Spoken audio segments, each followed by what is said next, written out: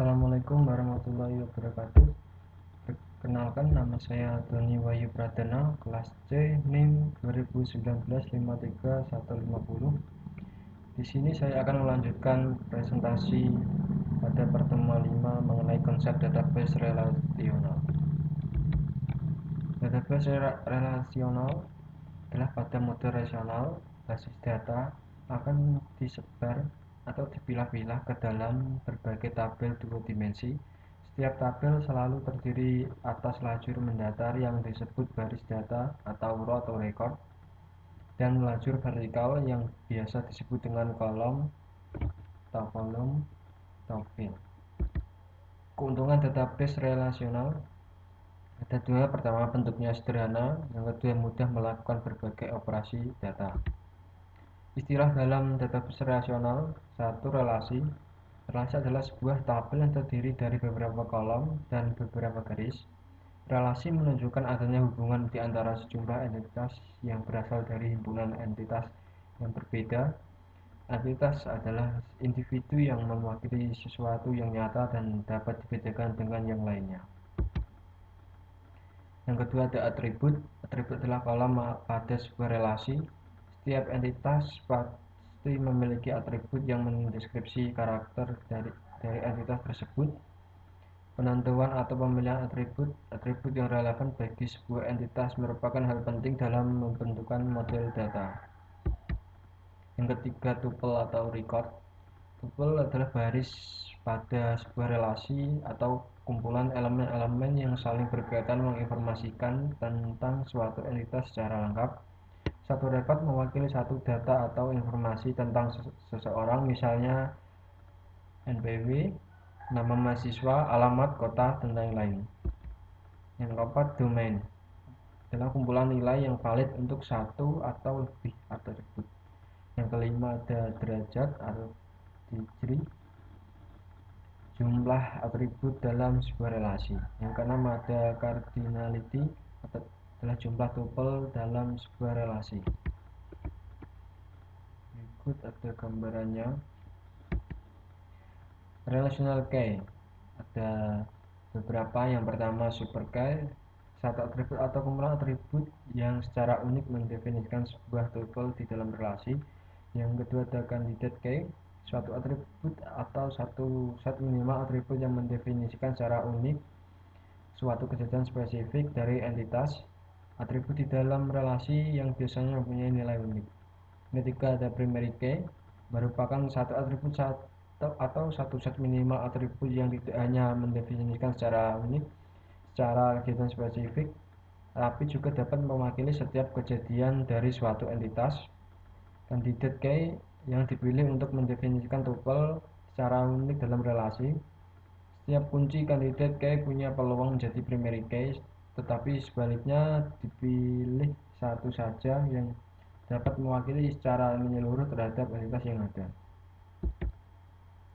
Yang keempat, alternative key, merupakan candidate key yang tidak dipakai atau tidak dipilih sebagai primary key.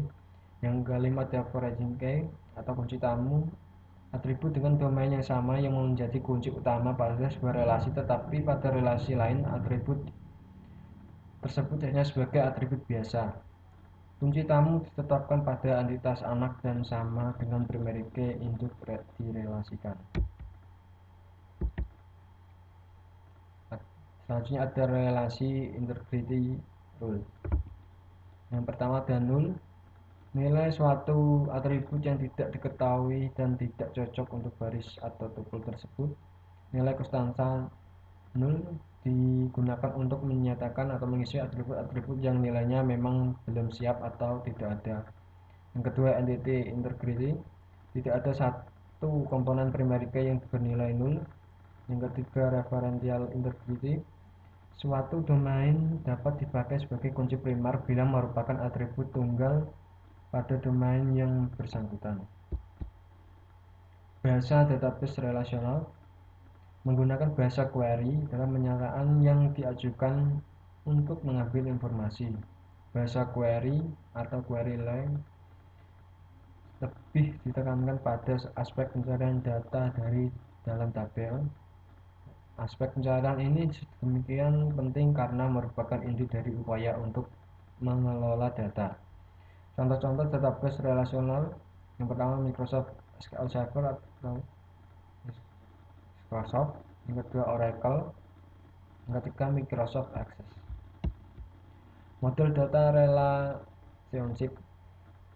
Model data adalah kumpulan perangkat konseptual untuk menggambarkan data, hubungan data, semantik atau makna data, dan batasan data.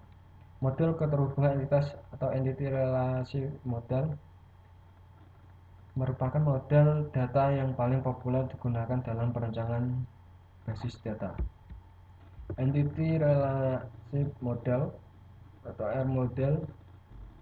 Model entity relasi adalah semesta data yang ada diterjemahkan atau ditransformasikan dengan memanfaatkan sejumlah perangkat konseptual menjadi sebuah diagram data yang umum disebut sebagai diagram entity relasi atau diagram ER.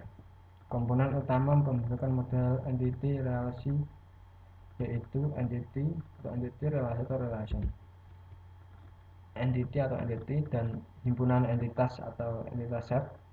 Entitas merupakan individu yang mewakili sesuatu yang nyata atau eksistensinya dan dapat dibedakan dari sesuatu yang lain. Sekelompok entitas yang sejenis dan berada dalam lingkup yang sama membentuk sebuah himpunan entitas atau entity set. Entitas menunjukkan pada individu suatu objek, sedang himpunan entitas menunjukkan pada rumpun atau famili dari individu tersebut. Selanjutnya ada penyebutan himpunan entitas. Ini seringkali digantikan dengan sebutan entitas saja. Contoh-contoh himpunan entitas: semua motor atau motor saja dengan entitas motor Honda, motor Yamaha, motor Suzuki, dan sebagainya. Semua mobil atau mobil saja dengan entitas mobil Suzuki, mobil Toyota, mobil Honda, dan sebagainya. Semua mata kuliahnya atau mata kuliah saja dengan entitas sistem basis data, algoritma, struktur data, logika, matematika, dan sebagainya. Himpunan entitas mahasiswa dan himpunan entitas mata kuliah. Berikut gambarannya entitas dari mahasiswa. Untuk menjelaskan hubungan apa yang terjadi di antara kedua himpunan entitas tersebut, kita dapat memberikan nama himpunan relasi mempelajari atau himpunan relasi belajar. Kardinalitas atau derajat relasi. Kardinalitas relasi menunjukkan jumlah maksimal entitas yang dapat berrelasi dengan entitas pada himpunan entitas yang lain. Diagram entity relasi atau diagram ER. Berikut adalah diagram dan keterangannya. Tahapan pembuatan diagram ER. Tahap pembuatan diagram ER awal, preliminary design, mendapatkan sebuah perancangan basis data minimal yang dapat mengakomodasi kebutuhan penyimpanan data terhadap sistem yang sedang kita tinjau. Kedua, tahap optimasi diagram ER, melakukan koreksi terhadap hasil tahap pertama. Bentuk-bentuk koreksi yang bisa berupa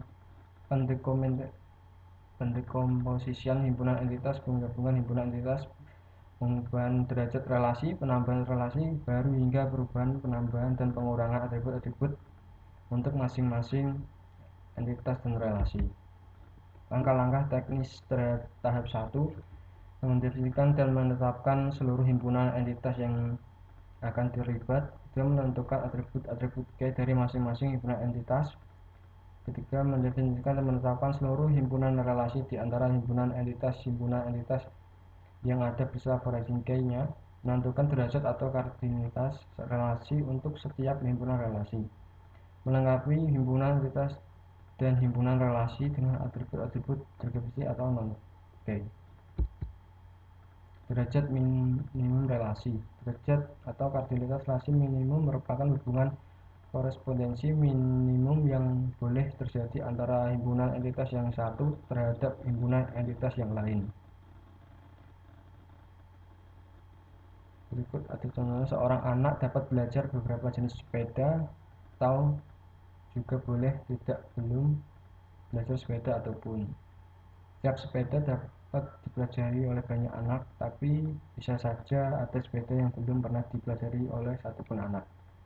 Seorang pelatih boleh membimbing berbagai jenis sepeda, tapi bisa saja ada pelatih yang belum diperbolehkan membimbing satu sepeda pun. Setiap sepeda hanya boleh diberikan untuk satu pelatihan dan tidak boleh ada sepeda yang tak berlatih. Contoh kamus data: anak,